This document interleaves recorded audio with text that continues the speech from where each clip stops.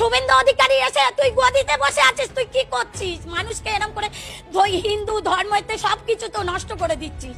আমাদের ঈদটা করতে দিক, আমরা গরুগুলো বিক্রি করি, কিছুটা যেন অন্তত মুক্ত হয়। মুসলিম বা তারাও হিন্দু, তারা তো মিশছে একসাথে, আমরা তো একসাথে আছি। তারা কোনোদিন দেননারি করেনি কি কারু আমাদের গলা ধাক্কান দিইনি।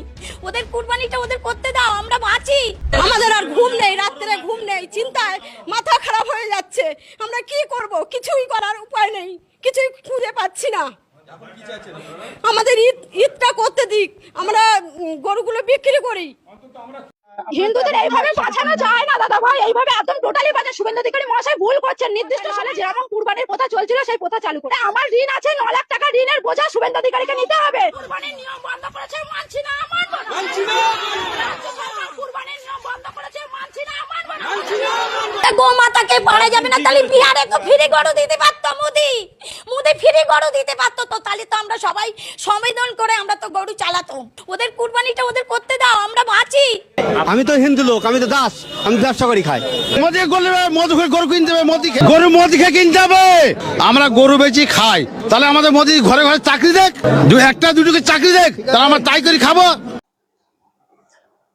এতক্ষণ স্ক্রিনে যে ভিডিওগুলো দেখলেন সেটা হলো আমাদের পার্শ্ববর্তী দেশ ভারতের পশ্চিমবঙ্গের কিছু গরু খামারিদের, অর্থাৎ নরেন্দ্র মোদীর পাঁচাটা গোলাম শুভেন্দু অধিকারী, অর্থাৎ পশ্চিমবঙ্গের যে মূর্খমন্ত্রী বলতে পারেন। মমতা ব্যানার্জির এই পশ্চিমবঙ্গটা এরিয়াতে উনি এতদিন দায়িত্বে ছিল। এখন মোদীর পালিত কুত্তা ও আসার পরে নিয়ম জারি রেখেছে যে কোনো গোহত্যা টোটালি বন্ধ, অর্থাৎ কুরবানিতে একটা গরুও জবাই করা হবে না। এখন ভাই মুসলমানরা গরু কিনবে না, জবাই করবে না।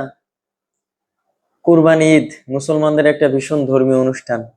আপনারা স্ক্রিনে যে ভিডিওটি দেখলেন ওখানে যে মহিলারা বা পুরুষরা রিপোর্টার্সদের সাথে কথাবার্তা বললো। এখন বিষয়টা হচ্ছে যারা গরু পুষছে বা যারা খামারি এরা তো হিন্দু, এরা গরুটা কি করবে ভাই? বছর গেলে বাছুর হবে, বংশ বিস্তার হবে। যদি জবাই, ঠিক আছে ভাই, ধর্মের এক একটা নিষেধাজ্ঞা। মুসলমানদের রেওয়াজে আছে, ধর্মে আছে যে কুরবানি দিতে হয়, প্লাস গরুর মাংস খাওয়া যায়। ভাই একটা দেশ বা একটা রাষ্ট্রে বিভিন্ন জাত বর্ণের ধর্মের মানুষ থাকবে। মোদি তো ভারতবর্ষটাকে টোটালি হিন্দুস্তান, টোটালি সবাই হিন্দু, মানে যে থাকবে সবাইকে হিন্দু থাকতে হবে, এমন একটা পর্যায়ে নিয়ে এসছে। তা বিষয় হচ্ছে এখন কলকাতার যে সিচুয়েশনটা আপনারা স্ক্রিনে তো দেখলেন। আর শুভেন্দু অধিকারী, হ্যাঁ, শালা তো পাগল।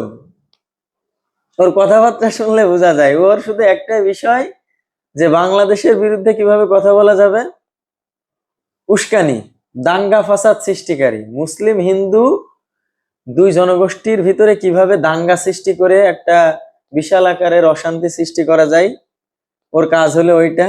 আর দ্বিতীয় কাজ হলো ওর দুইটা কাজ, একটা হলো হিন্দু আর মুসলিমদের ভিতরে দাঙ্গা সৃষ্টি করা, আর দ্বিতীয় যে কাজটা ওর সেটা হলো কাজ হলো নরেন্দ্র মোদীর পাঁচাটা। শালা কুত্তা যদি নরেন্দ্র মোদী একটা পুষে থাকে তাহলে এই শুভেন্দু অধিকারী প্রভু ভক্ত কুত্তা। কিন্তু এরে দেখার পরে আমি বুঝলাম যে না, সবার ধারণা ভুল। এর মতন কুত্তা আমি আমার লাইফে একটাও দেখিনি। অবশ্যই ভিডিওটা বেশি বেশি শেয়ার করবেন যদি আপনাদের ভালো লেগে থাকে। শুভেন্দু, কি ওর নাম জানো? শুভেন্দু অধিকারী, হ্যাঁ, অধিকারী, হ্যাঁ। দাবি কি ওর একটাই দাবি যে গরু কুরবানি দেয়া যাবে না। এই গরুগুলো কি করবি তুই? তুই তো গরুর মুখ খাবি আর গু খাবি, গরু তো খাবি না। তা গরু তো ফুরবে না। মুসলমানরা যদি কুরবানি না দেয় তা তোর তো শোয়ার জায়গা থাকবে না। তোর ঘরের খাটের পরেও তো তোর মা বাপ, গরু তো মাতা পিতা না, মাতা পিতা তোর খাটের উপর শুয়ে থাকবে, আর তোর যে বাগানে থাকতে হবে, গরুর সংখ্যা এতটাই বেড়ে যাবে। শালা শালা।